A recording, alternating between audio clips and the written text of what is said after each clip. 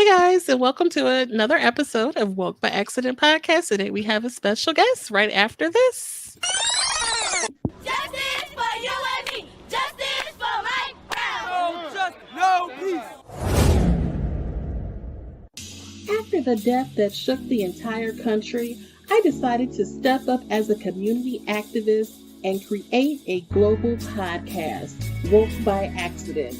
Here, I amplify compelling news stories and matters impacting African Americans and their communities. My goal is to give a voice to the voiceless and have the difficult conversations needed to advance relations and matters of race. Tune in to Woke by Accident podcast. I am your host, Jen, and it is streaming on all of your favorite streaming platforms, as well as our website, www.wokebyaccident.net. Thank you for listening and take care.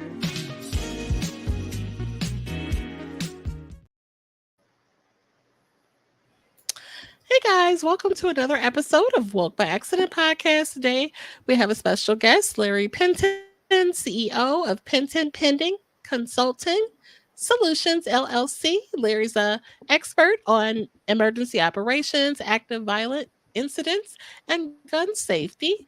And you may recall Larry was on our show previously on episode 92, where we discussed active shooter situations. And he is back to discuss the Tyree Nichols situation with me. He has a firsthand knowledge of the protocols of first responders. And so we're going to get into that discussion. And he is also the creator and host of the Trigger Warning Talk podcast. Welcome to the show, Larry. Thank you very much. I'm glad to be back. Ooh, we got a lot to deep dive into today. For sure. Thank you for joining me today to discuss this matter about Tyree Nichols. We all have heard this horrible story out of Memphis about the killing and police incident involving the 29-year-old Tyree Nichols. And the video just was released following his passing on the incident occurred on January 7th, actually, and he passed away 3 days later. Recently, they've shared the video of the police officers beating him, which led to his injuries. Wanted to get your initial reaction to seeing that video that the world just saw recently here. Well, I want to begin by giving my condolences to the Nichols family, to his mom, his stepdad, his family, and that entire community in Memphis. Also, and we'll talk about this a little bit later, I have a very expansive view and definition of domestic violence. I believe that domestic violence occurs not just under your roof and between your four walls. I believe if you look at domestic violence and you separate the two words and put them together, domestic is wherever you domesticate yourself. We live in the United States. Those of us that live in the United States, we live in the United States. I'm in Charlotte. You're in my hometown of St. Louis, Missouri.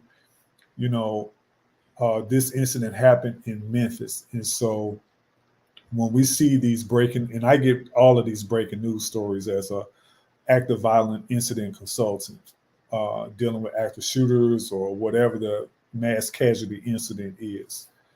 I remember when the story came out and I was just sitting there and I was just horrified because I'm like, here we go again. These acts that we see happen, they happen here in our home. I'm not from Memphis. You're not from Memphis. However, this is part of the U.S. This is part of our home. This is where we live. We live in this country. And we are bound by pretty much the same laws from state to state. If I commit an act of violence in Charlotte, North Carolina, and I go 4 miles south of where I live to South Carolina, the police are going to chase me over there. And it's going to not only be the Charlotte Mecklenburg Police Department, it's going to be the Mecklenburg County Sheriff's Office, it's going to be the Lancaster Sheriff's Office, the Lancaster County Sheriff's Office in South Carolina, because they work in tandem with each other. Because it's not like, oh, I'm in another state, y'all can't touch me, I didn't violate any laws in South Carolina. No, it doesn't matter.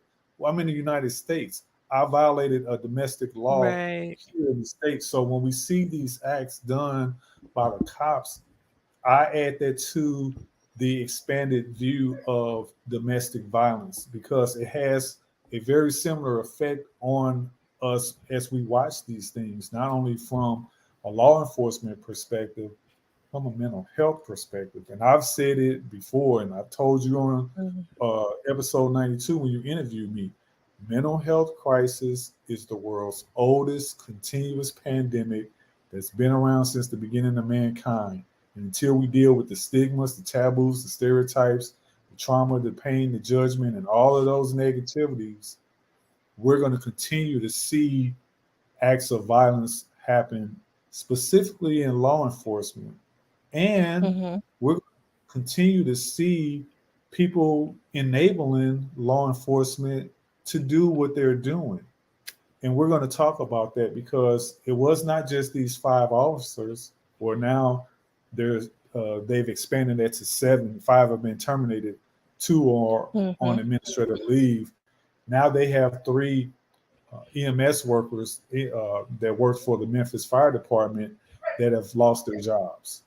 And we'll get into those things. But again, I want to give my condolences to the entire Nichols family and their community, because those individuals, they just lost their humanity. Yeah, definitely. We've seen a lot of displays of police violence with civilians or what have you, and this one was just it's particularly brutal. It brings you back to the George Floyd moment. It brings you even going further back to Rodney King and beating, just not showing any care to another human being. And it was just really hard to watch that. I know a lot of people who decided not to watch it at all, because of the effects of seeing this repeatedly, and being Black Americans. It is trauma to us. I haven't watched the full video yet. Mm-hmm. And initially I told my wife, they call her Mrs. LP. I told her that I was not going to look at it. And I'm still kind of on the fence about that. From what I did watch, the clips that I have watched, that tells me a whole lot. And what we're going to talk about today is from a first responder's perspective, not necessarily law enforcement. However, me being a firefighter and a paramedic, I'm retired, and I retired in 2020. I've been in EMS, I got into EMS in 2006 back in St. Louis. Oh, wow. Okay. I was born and raised, and I worked for a private EMS service in the St. Louis area, and I worked for a paid fire protection district in St. Louis County. And it was the largest fire department in St. Louis County. And so in 2020, I retired during the pandemic, the early months of the pandemic, and then we relocated to Charlotte. And so for me, I put myself in that situation. So when that call came out, and we were talking about this before we started recording, there's this thing called staging. And what staging means is when a 911 call comes out to the emergency dispatch center or the emergency operations center, wherever you live, rural, urban, or suburban, that call gets taken by an emergency medical dispatcher, what most people call a 911 operator. That 911 operator gets that information, they send it to all relevant parties. In this situation, they called for police. Police came, or actually the police called EMS. to come on the scene. But initially, they did a traffic stop for Mr. Nichols, peace be upon his eternal soul forevermore, because they said he was reckless driving, air quotes. Right. So they pull him over. They have this encounter, and then it just goes south from that point. At some point, they call for EMS. And so when EMS is called, they get suited and booted.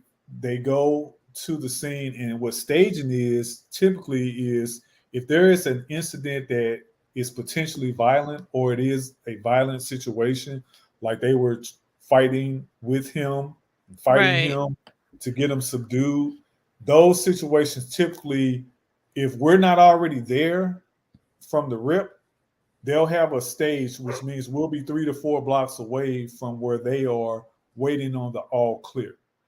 And so this didn't happen because they called, EMS showed up, and this was the pumper, as we call it, the fire truck.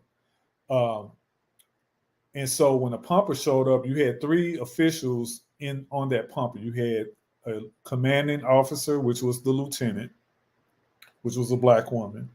And then you had a male EMT, and then you had another male advanced EMT. So all paramedics are EMTs, but not all EMTs are paramedics because there's a tier system.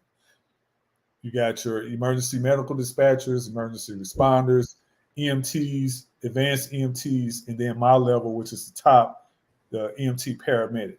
And so the advanced EMT is trained like the EMT, but has more skills that they can do. They can start IVs, they can push some meds.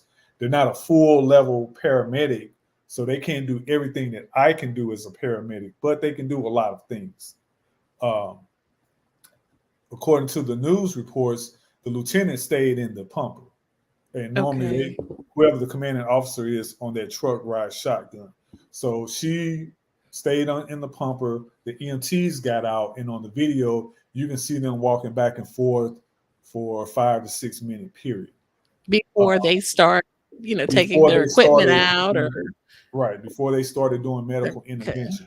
Now, every EMS service in the US and really worldwide, a lot of us work the same way. We are responsible for people that are hurt, injured, dying, and dead. Those 4 things. So you're going to hear another 4 that I want to bring up.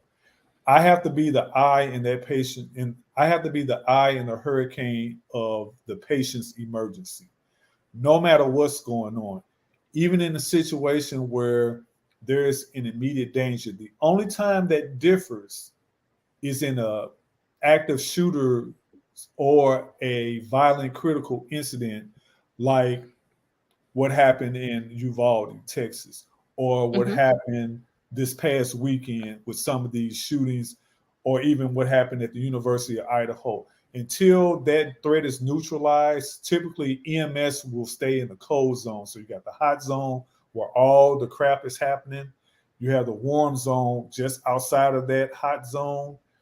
And you'll have some officials and people there in the cold zone is where all the incident command staff and the public and EMS and your fire will be. In that hot zone, like in this situation, you had medical people and you had law enforcement right there. So these aren't tactical trained EMS folks as far as what the news reports are giving out. When they saw his condition, the onus is on you as the medical person. Your first responsibility is you, then your partner or partners, then the patient. You're okay. You're not in threat of being harmed. Your partner was okay. Your other partner was okay. Now it goes to the patient. You have to be that patient's advocate. And if you don't advocate for that patient, you are violating your oath that you've taken. And it's called the Oath of Geneva. Some people call it the Hippocratic Oath. And this came out by the World Medical Association in 1948. And basically, and I'll read it to you. It says, I solemnly pledge myself to consecrate my life to the service of humanity. Remember that. Okay. I would give to my teachers the respect and gratitude that is their due. I would practice my profession with conscience and dignity. The health of my patient will be my first consideration. I will respect the secrets that are confided in me. So that's where they talk about HIPAA. I will maintain by all means in my power the honor and the noble traditions of the medical profession. My colleagues will be my brothers. I will not permit considerations of religion, nationality, race, party politics, or social standing to intervene between my duty and my patient. I will maintain the utmost respect for human life from the time of conception, even under threat. That's important. I will not make Mm-hmm. use of my medical knowledge contrary to the laws of humanity. I make these promises solemnly, freely, and upon my honor. It's the principle of first do no harm, or it's a Latin term called primum non nocere.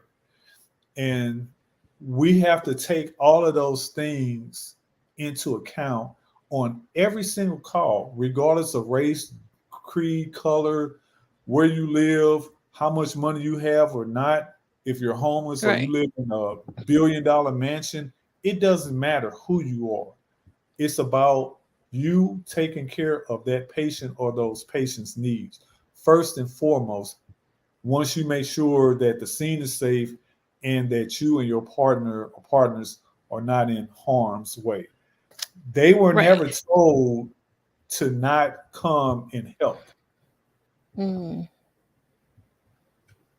There's a thing also, so when we talk about negligence, so because they were fired for negligence, there's 4 components of negligence um, that have to be proven for a person who, like myself, is an EMS provider. So the first thing is there's a duty to act. When that 911 call comes out, you have a duty to act, to get suited and booted, go lights and sirens, or go en route to the call expeditiously.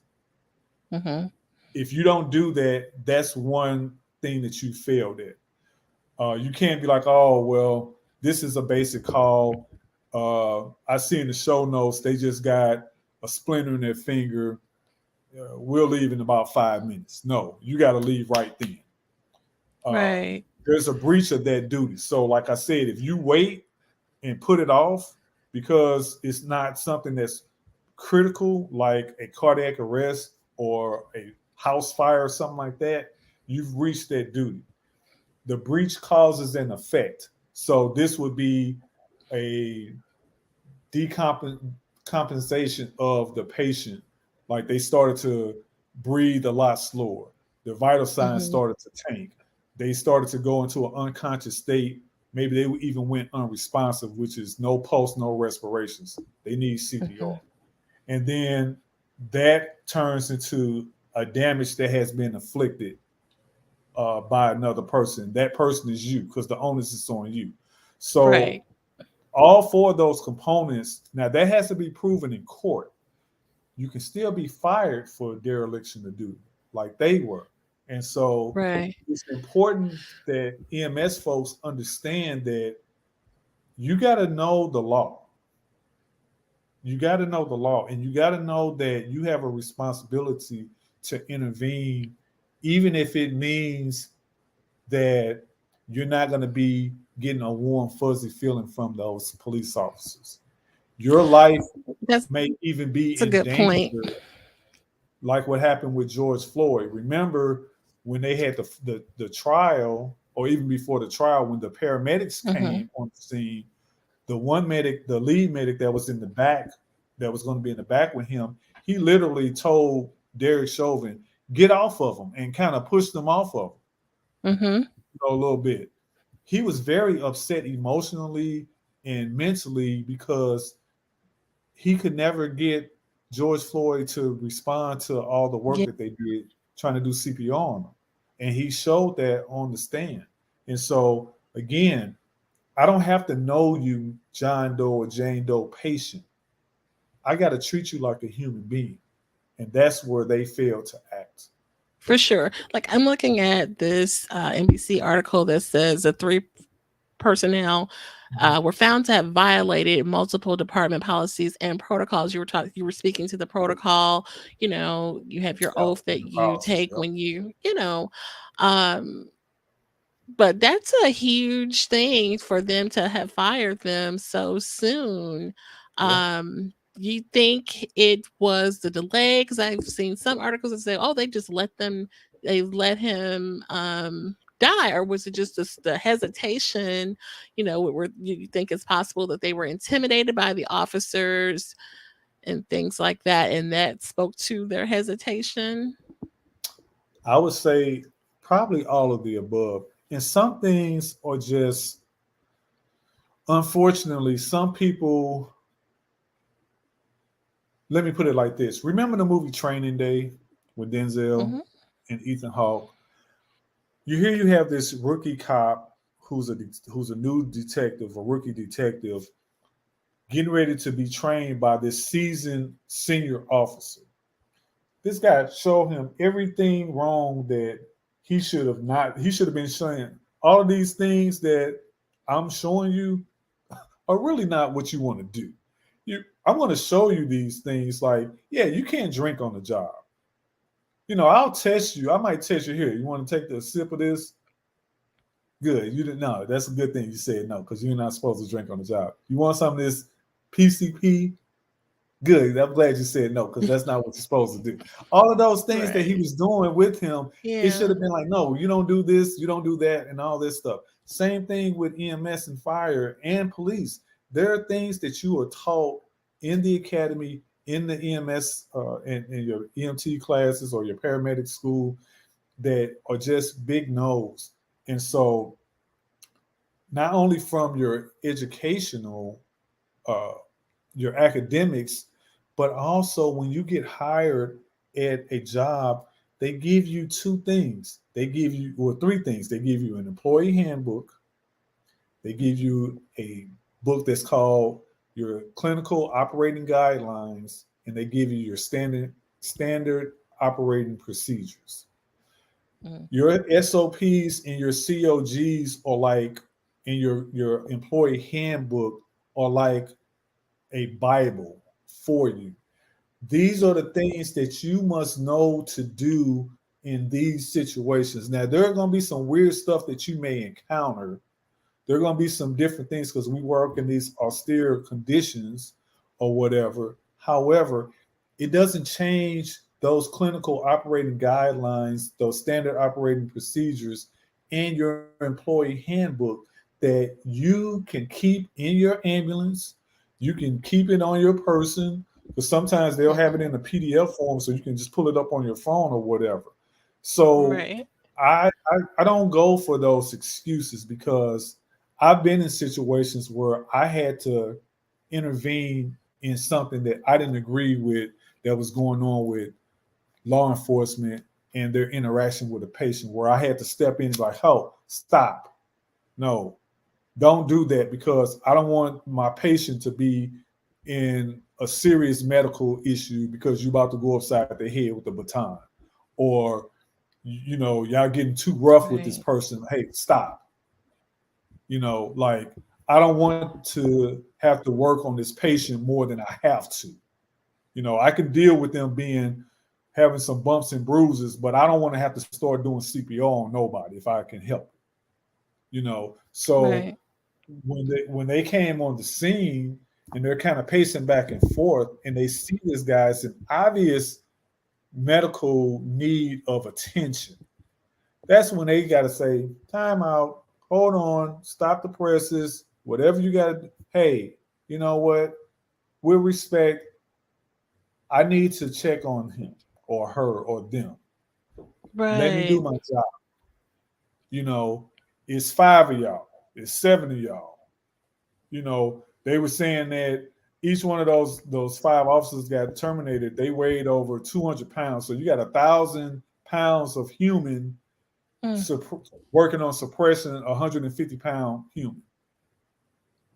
He wasn't intoxicated. He wasn't on any psychoactive drugs. Like, he wasn't in what we call excited delirium syndrome. So somebody I heard or saw, they were saying, "Oh, he had this superhuman strength." Stop it. No. Oh gosh. We know when you see excited delirium syndrome, and for your viewers and your listeners, look up excited delirium syndrome, because this has something to do with another case that's going on right now, where a young man, Elijah McCain, was killed, and the 3 cops and the 2 paramedics on trial for their lives in Colorado, because the medics came on the scene. They were called by EMS, called by the police, and they administered this drug called ketamine.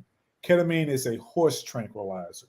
We only use ketamine typically in 3 scenarios. It's starting to be used for a couple of other things, but mainly use it to intubate somebody or put them in a medically induced coma. They call it sedation-assisted intubation. Pain management, if they're allergic to like a fentanyl or morphine, or they need something stronger than like a liquid ibuprofen med or something like that.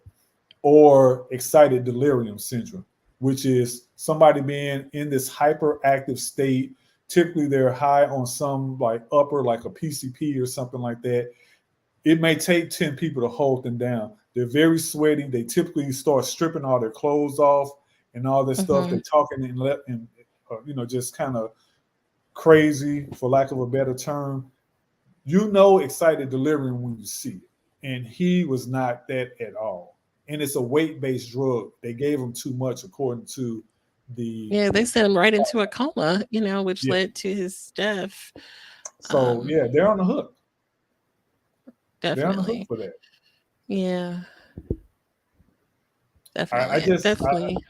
There's another case also in Illinois where 2 medics are being charged with the death of a patient in their care. And all 3 of these cases are on camera. All 3 of them. These medics in Illinois, they were charged with they're facing murder charges after the patient died from, it's called positional asphyxiation, which means that they had this person in the prone position, lying face down, not supine, face up, prone position on the stretcher. And you can see them strapping them down real tight, and like EMS 101. You learn this the first day of class. You never, ever, ever, did I say never? You never, ever, ever lay a person prone on a stretcher, ever. You can lay them on their side, which is left or right lateral. A lot of times we do that with women that are pregnant to keep the weight off of their vena cava, to keep them from getting a restriction of a blood flow. But you never lay a patient face down on the stretcher, period. You don't hog tie them or none of that stuff. There's things that you learn from day one of class that you just don't do, and they just violated all of that stuff. Yeah. And it was very rough. There's video of the Very exchange, and even the woman was just particularly aggressive and rough with the patient. So it just puts it puts such a negative stain on EMS. EMS is kind of considered the red-headed stepchild of first responders because it's the newer of the 3, and so, when we are talking about EMS, and a lot of times we're all just lumped in together. We're all first responders, paramedics, fire, EMS, even the military is thrown in there. And so any negativity that happens, it makes people more cynical. I had a battalion chief that told me one time, "Hey, you all have picked a job that's literally trying to kill you every time you put on a uniform." I've been threatened by patients. I've gotten into near altercations with patients because you can defend yourself. You can meet negativity with equal or lesser resistance. Like if somebody slapped me, I can't take my tough book and crack them over the head. Right. You know what I mean? But you can defend yourself, and there's a lot of laws now that cover us in terms of if somebody assaults us. There's a lot of state and federal legislation that gives you some severe penalties for attacking a first responder. We just have to understand that our main job is to help people that are hurt, injured, dying, or dead. And we can't get caught up in, oh, well, you know, this person is poor, this person is black, this person, you know, we're on some power kick, we're in this elite unit. I heard a thing today where this comedian, he was saying, you got an elite unit for law enforcement. Why don't you have an elite unit that teaches how to be better humans in law enforcement? So when the conversation about defunding the police comes up, I'd say to people, I think that term got misused and wasn't explained thoroughly by the people that initially came up with it. There are some people that feel like F the police. There's some people that feel like, let's just start over from scratch. I say to those people, you got to have law enforcement. Otherwise, you're going to live in anarchy. Nobody wants to live in anarchy. Okay. Yeah. There's a lot of people that practice the they call it abolish. They want to abolish police and all that. You don't want to live in anarchy. That's why a lot of people like being a United States citizen, because we we got our problems here, but there's problems that are way worse in other parts of the world where the law enforcement, you think it's bad here. If you think law enforcement is bad here, go to some of these other countries in some of these other continents, or just Google it. Yeah, and you definitely. Be like, yeah, I might want to change my mind. Now, that doesn't mean that people don't need to be retrained. That doesn't mean people don't need additional training. And so what I do with my company, Penton Pending Consulting Solutions, LLC, is I talk with other first responders. I talk to them about have these conversations with action plans. It's not just about dialogue. That's just trauma dumping. What do we do to prevent the next Tyree Nichols, the next Orlando Castile, the next Breonna Taylor, the next, Botham John? And even the matters with the school shootings and things like that, that definitely. Same things. Yeah. Same things. So having these dialogues coming up with action plans, my company, we created this crisis intervention team. And we're in the process of formulating that, where we're going to go out nationally and talk to all these different first responder entities. I want to talk because I can go in. I'm from a family of cops. My dad used to be a police chief in one of the municipalities in St. Louis County. And and his brothers, my uncles, are in law enforcement. And so I didn't go into law enforcement. He didn't want me to go in law enforcement, but I used to work for them doing their tech support before I got into EMS. And so I'm still part of that fraternity. And so I can talk to those cops.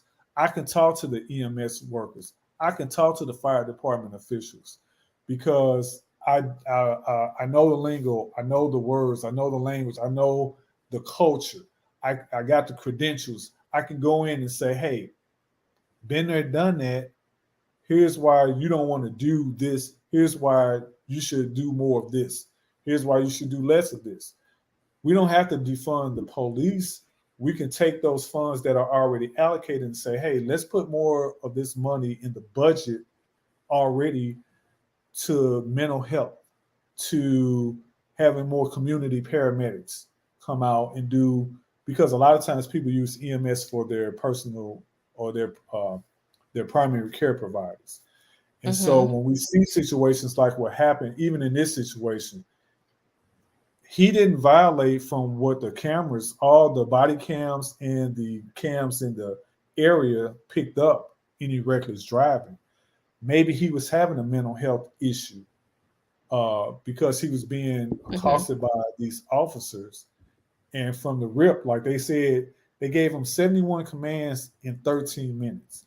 There have been a number of cases where people have died and gotten shot by the cops because they were in their house All they know is they hear all this noise outside, or they see all these lights and sirens and stuff, and they open the door to figure out what's going on. And you got all these people yelling all these commands: SWAT, cops, other law enforcement officers. There's never one. There should be one person giving the commands. One. Right. You can have everybody and their mama there, but there should be one spokesperson giving the commands. Because if you got two more, who do I follow? That's why it's like, what was Because really going on here? Yeah. who do you follow? Who do you Right. follow? That's what makes it hard. And if you're telling me to lay down and I'm already on the ground, like, I mean, the lowest I can get is under the dirt. Right. I If you're mean, telling was he me not even read his rights or anything? That's why I understand that kidnapping charge, because it's almost like he's being held against his will. You're not reading me his rights. He's just being held. yeah. And the Supreme Court has very specific rules about reading the Miranda rights. Like, you're not even supposed to Definitely. memorize them. You're supposed to take out your card with the Miranda rights on them and read them to the person that you're taking into custody. Mm-hmm. And you can read that person their Miranda rights. They don't even have to be in cuffs. You can read those rights to them as you're putting the cuffs on or whatever. You don't have to wait until they're already in the cuffs or what have you. You just have to read them their rights. Now, it's different. I mean, you can't really read them their rights if they're unconscious or unresponsive, because you got to ask them, do you understand these rights? And so when they were trying to sit them up and he kept slumping, they set him up again. Like, after that first slump, we ain't got nothing else to talk about. Let's load and go. Right. Load them on a stretcher, put them in the ambulance. You need to be going lights and sirens to the next appropriate medical facility. Yeah. Period, point blank.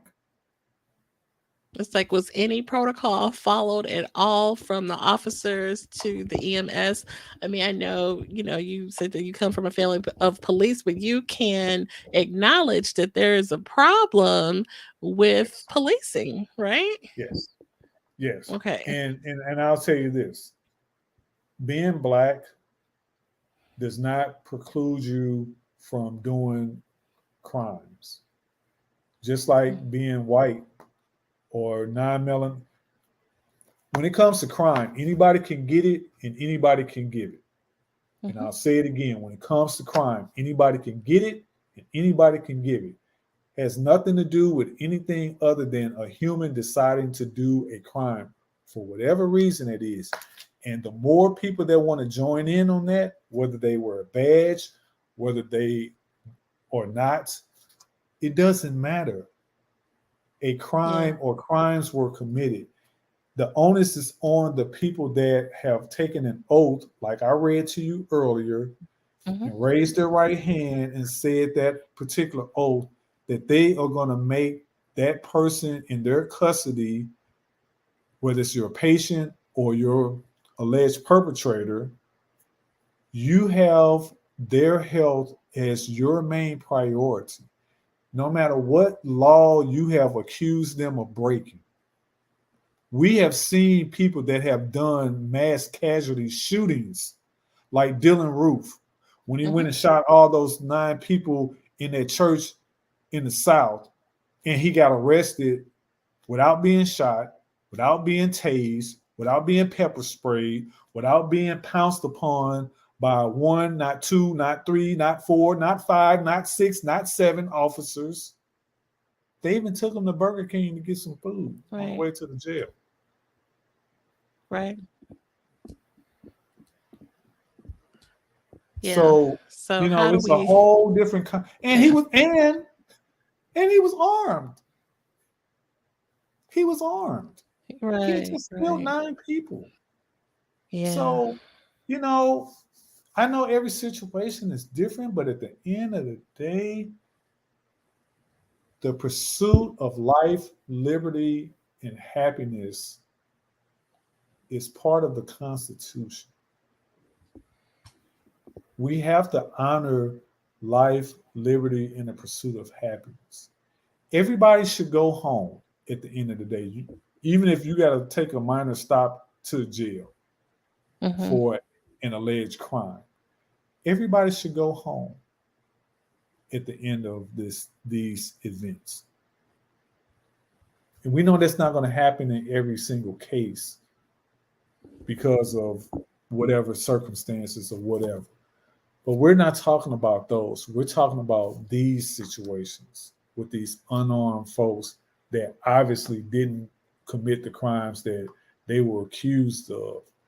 And even if they did, even if he did this reckless driving, there's no evidence to the fact. And even if there was evidence to the fact, it does not justify them beating the crap out of this man to the point where he was unconscious and he ended up dying 3 days after being in the hospital on a ventilator. It just doesn't justify it. There's nothing that they can tell me from what I saw and from what I know that I would be like, great job, thumbs up. I do the same thing if I were you guys. None of them, not the fire department, and definitely not those officers. And shame on them, all of them. Shame on them for not treating him like a human being. For sure.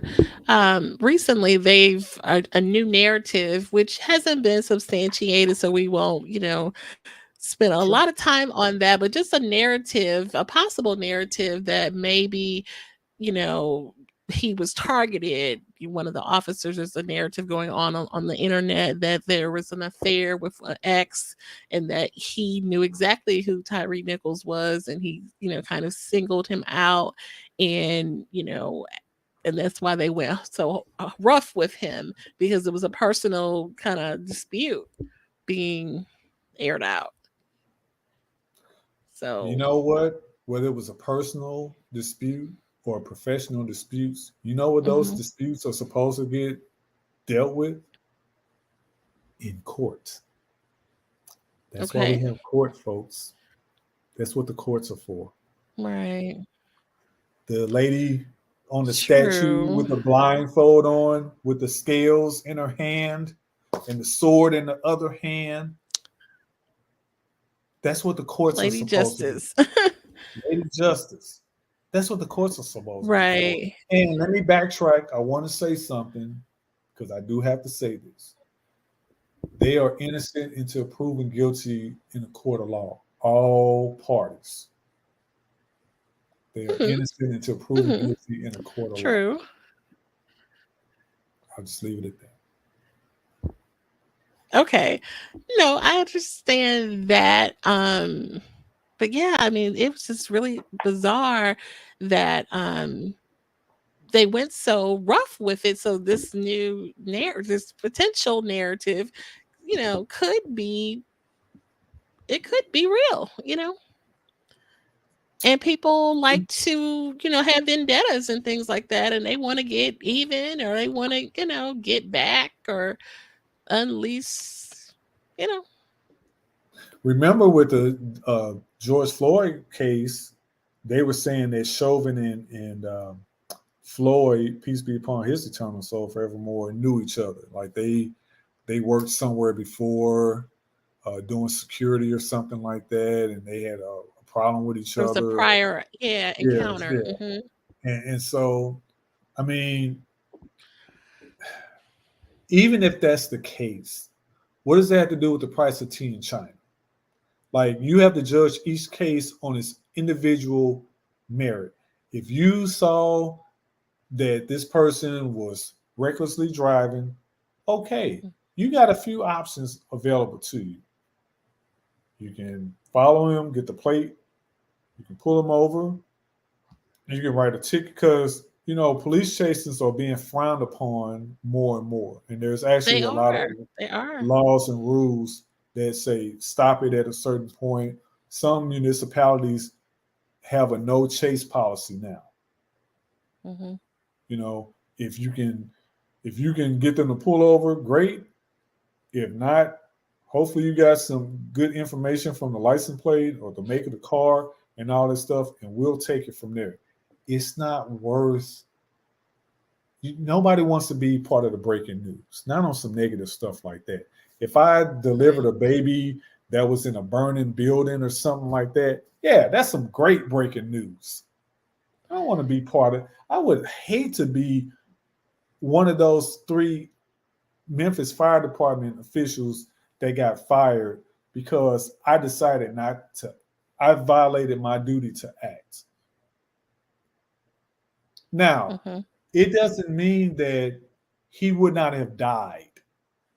He may still have died. Okay. But we'll never know. We'll never know because they did not act accordingly. That's the problem.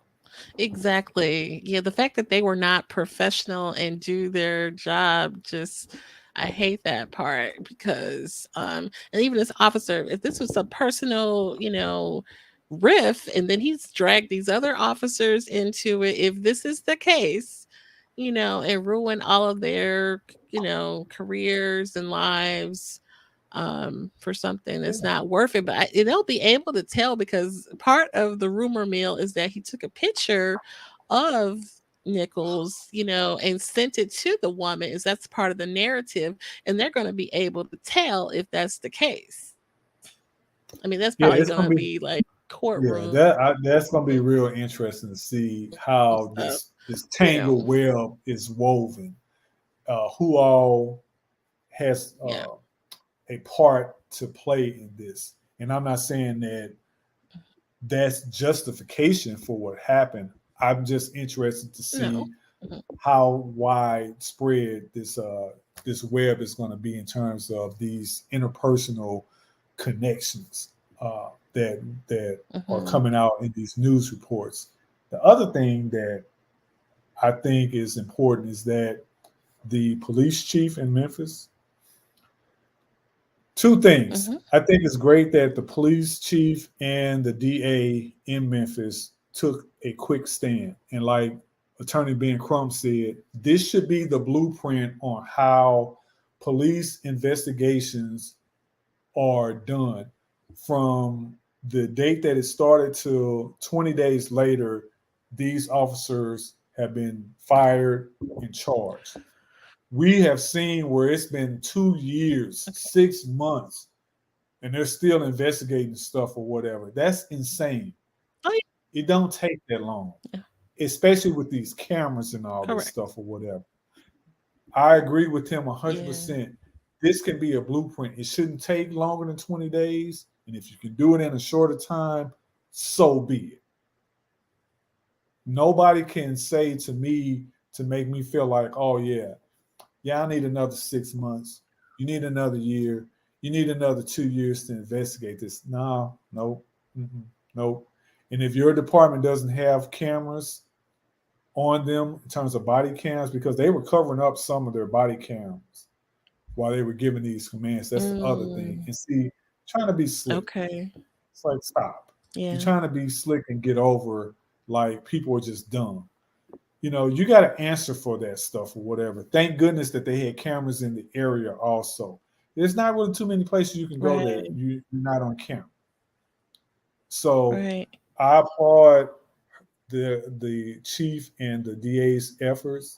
I will say this. There have been complaints against that Scorpion unit before this incident happened. And Scorpion stands for Street Crime Operations to Restore Peace in Our Neighborhoods. Some people have an issue with that name because they, why would you use a violent animal or insect and think that they're going to be nice and kind and courteous and all this stuff? They could have named that unit Umfufu. Don't matter. What the name is, it's the culture and the training. That's what they could have named that unit Baby Shark or Barney. Don't matter what you name it. It matters how they are trained and it's interesting if it's supposed to be. Yeah, so this unit is supposed to be so elite, but these guys didn't have a whole lot of experience, and some of them even had an arm length of complaints, and they still made it to this elite unit. I know in Memphis they got a big crime problem, just like a lot of our major cities. And so, yes, you do need to deal with those crime issues. Having more police officers on the street is not necessarily a deterrent. We've seen that. We've seen places where they got a lot of cops, and maybe that helps in that particular neighborhood. I live in South Charlotte. I live in a very affluent neighborhood. There's a police station probably almost 3 minutes from where I live, if that. In Charlotte, you don't see a lot of cops riding around and rolling around like you see in St. Louis. It's not that they don't have them, because Charlotte is almost 900,000 in population. The city and the county merge. So imagine in St. Louis, if St. Louis City and St. Louis County, which is 91 municipalities, were all one entity. That's how Charlotte is. But you don't see law enforcement moving the way and doing some of the things. And they have their own issues, but you don't see the presence like you see in some of these other cities. We have crime here. It ain't on the level of like in St. Louis or maybe even in Memphis, but crime is anywhere. So having more cops to help, yes, that's a great thing, but it's not necessarily a deterrent. What's a deterrent is what causes crime. What are some of the reasons that criminals are doing crime? A lot of it has to do with poverty. A lot of it has to do with systemic racism. A lot of it has to do with classism. A lot of it has to do with environmental things. And when I say environmental things, if you live in a hovel, if you live in a hole in the wall, you're not going to care about your community as much. And if you don't care about your community as much, you tend to not do things that are law-abiding. There's a number of break-ins that we're dealing with in the Charlotte area. Burglaries and different things are on the rise. There's a number of different crimes that are on the rise, including violent crimes. And so having more cops, you can have a cop on every block. That does not mean that crime is going to stop. I don't care what city you're in. We don't want to live in a police state either. Again, you want to have law enforcement, because if you don't have that, you're going to have anarchy. However, we have to do better with our interactions with the cops. First of all, they got to do better with us. And that oath that they take in the police academy upon graduation, it means the world. And here's why, real quick. If I, as a black man, get pulled over here in Charlotte, and this has happened, I've only been pulled over one time since I've been here. And I got pulled over, and it was at night, because it's almost 8:30 here in Charlotte. I got pulled over at night going to pick up my daughter from work. I got pulled over because one of my tail lights, my license plate lights, were out. I had all my required documentation. I had my license, I had my registration, I had my insurance, everything was valid. That interaction was probably less than 2 minutes from start to finish. There were other cops that ended up showing up on the scene also. I never was asked to get out the car. I never was spoken to disrespectfully. This was a white officer. There was a Hispanic or Latinx or Latino officer that showed up also. I never saw that person at my car. They were in their car just giving support. It was a very pleasant interaction with the officer. I had on, this was last year, so it was chilly outside, so I had on my fire hat. And he was like, "Oh, you work for the Charlotte Fire?" I was like, "No, I had just moved here from St. Louis, so I had some of my stuff in the car or whatever." And I was able to leave that scene in that situation with just a warning. Hey, go ahead and get your light issue fixed. I didn't get a ticket. I didn't get a citation or none of that stuff. That could have been different if that police officer had a different mentality. True. It could have been a totally different, even though I'm a first responder. because I've been pulled over in St. Louis before by a non-melanated officer, and it went totally different. I've had experience with my Were you kids. nervous at all during this? Absolutely. Okay, that's what I I was was nervous when he wondering. put his hand on his firearm. I was mad before then because, Mm. and full disclosure, I was speeding. Okay. I was going to work, I was running late, and I had to make one of my last two turns was at a stop sign. When I got to the stop sign, you know how in St. Louis we do those rolling stops. I did a rolling stop and turned the corner. I didn't see the cop there. And so I pulled into, Okay. don't laugh, look, don't. So I pulled into my job, and I had to work at the EMS job. I pull in, I park, and this guy parks right behind my car because I pulled Oh, in. wow. So I'm faced in. He pulls in right behind me, turns his lights on and all this stuff. And he was like, stand, because I was trying to get out the car or whatever. Well, I got out the car. He told me to get back in. And I was like what happened or whatever. He was like, you didn't see me right there and all this stuff when you ran that stop sign. And I was like, oh, I apologize for not seeing you. I said, my bad, I'm running late. I'm just, and it went down here from that point because he's yelling all these things at me or whatever. I get back in the car. I was like, okay, man, hey, can I ain't going nowhere. Like, first of all, I'm at work. You got me blocked in, so I can't leave. I'm not a felon or none of that stuff or whatever. And it went from bad to worse because now he's treating me like I'm a perp or whatever. He ran my name and he was like, oh, I see you got all this stuff. And I was like, I ain't got nothing on me. What are you talking about? It was my son. He had a couple of traffic issues going on, and he's junior, my oldest son or whatever. I said, what's the birthday? And he gave it to me. I was like, that's my birthday. That's my son. He's junior or whatever. But then, so now people are starting to come outside. And so we're going into this back and forth because he won't let me go inside. I'm like, just give me the ticket, man. Like, what's the problem? You need to stay in the car, whatever. Puts his hand on his sidearm. This is a training gun that I showed you in the last interview you did. Yes. Had his hand on the sidearm. I'm like, wait.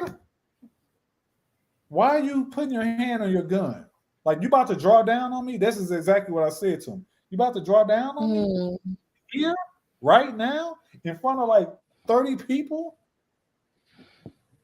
So everybody's like, please just stop talking. Just don't say nothing else and all that. And one of my co-workers, he's a EMT, but he works for, he's a state detective. He's like, Larry, don't say nothing else.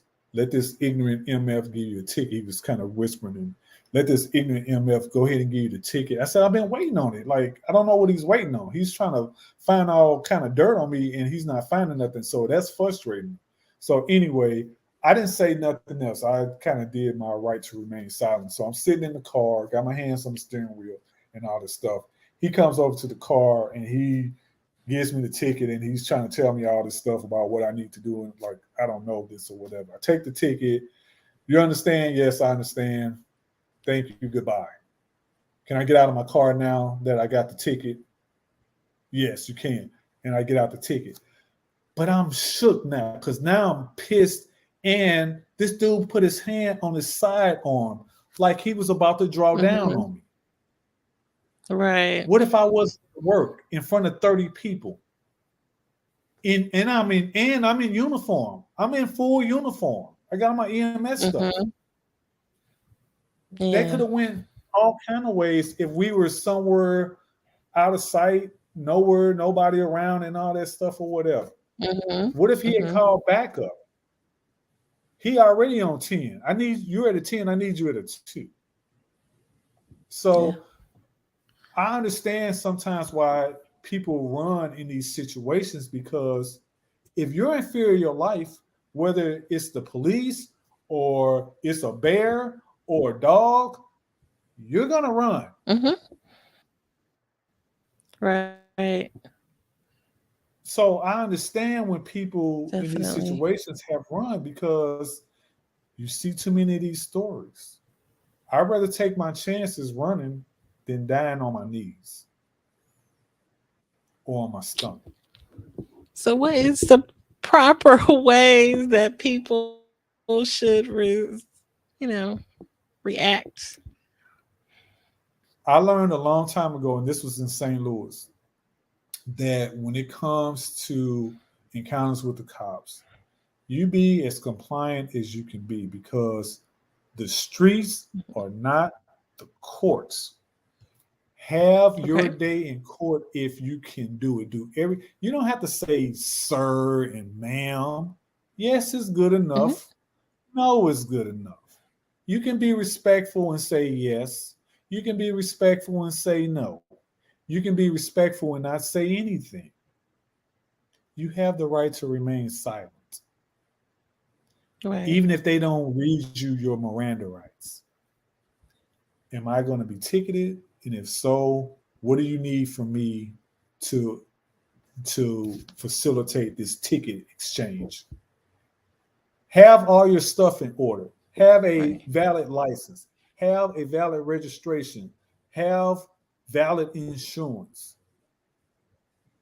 Hmm. Those three things right there can minimize other things from happening because the less that you have that you need, now they start looking for stuff. Now it exacerbates the energy. You can be as compliant as you want Okay. to, but if you don't have all the stuff that you're supposed to have, that might cause somebody to have a wild hair up their butt. Hmm. The True. streets are not the courts. And so the best way to deal with it is to just be compliant. Hey, if you're going to give me a ticket, I don't have to like it. I'm not going to argue with you about it either. What's what are you giving me a ticket for? You don't have to admit that you knew something or that you did something or whatever. You're going to give me a ticket. Okay, what do you need from me? What do you need me to do? Where do I have to sign something to be released, or can I just get the ticket and leave? Like they used to take your driver's license to make sure you came to court. They stopped doing that. Yeah. You know, if they gonna give you a warrant, if you don't show up, they're gonna give you a warrant regardless. So it don't matter or whatever. But yeah, you just do your part. A lawyer is only as good as their client, folks, in civil court and in Mm. criminal court. A lawyer is only as good as their client. You may not be able to prevent somebody from being a butt. If you feel like your rights are being violated, you can always ask for a superior officer, a senior officer. You ask Okay. for it a couple of times, and they're supposed to bring one on the scene. I don't know which of those officers was the senior officer. Hmm. I didn't see a sergeant come on the scene, but you don't have to be a sergeant to be a senior officer. You can be a corporal or whatever. Um, but that didn't happen, and so you just have to say, okay, hey, if you're gonna take me in, go ahead. You want my hands in front? You want my hands in back? Where you want? What do you want me to do? Because I don't want to give you any thought that I'm resisting. Hands up, hands out, hands behind. I wouldn't even put my hands behind because they might look like you're reaching for something. You want to take? Am Mm. I under arrest? Yes. I want to incur my right to remain silent. What do you want me to do? Hmm. I'm not going to move until you tell me to move. If they tell you to lay down, go ahead. Mm. You might not like it.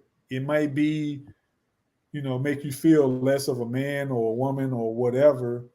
But again, you want your day in court, not your day in the morgue. For sure. Definitely. For sure. Any other thoughts on? I appreciate you sharing about the protocol from first responder perspective.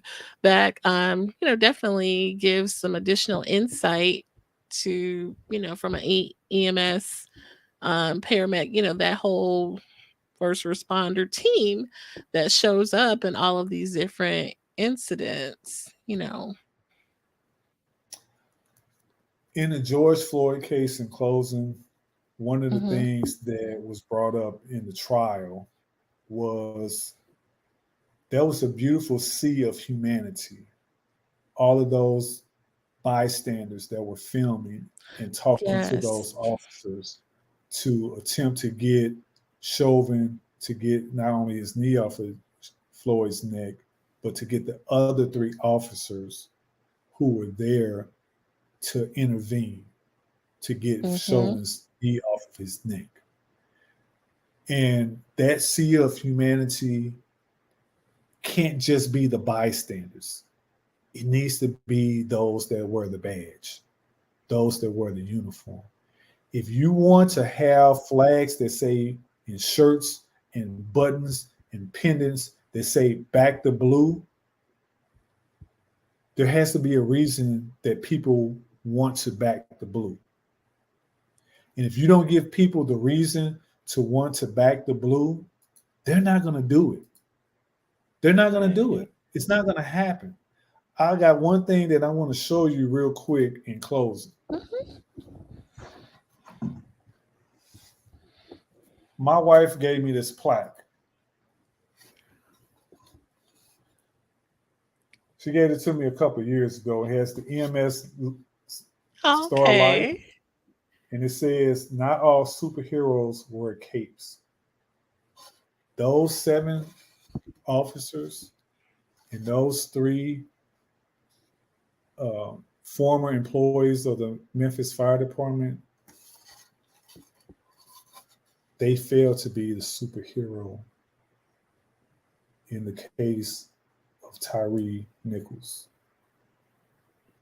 You don't have to be in a Marvel or DC comic to be a superhero.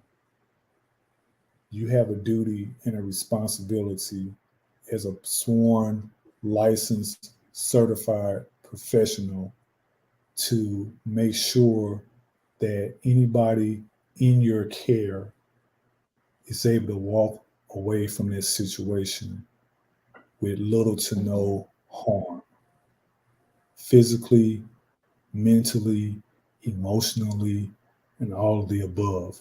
And if you don't do that, this ain't worth the wood that was cut from the tree. Help you out. For sure. Well, thank you, Mr. Penton, for sharing, and thank you for your service. Um, you're welcome here anytime. I appreciate it so much. 2 for And I 2. will share for sure. So we'll share your links. He has a podcast, guys. Trigger warning. So Yep. Trigger Warning Talk follow him. podcast every Thursday, streaming on all platforms. And you can watch the interviews on Spotify or our YouTube channel, which is Penton Pending Consulting Solutions, LLC. Every Thursday, new episode. Excellent. Okay, so we'll have all that listed. We thank you guys for listening and take care.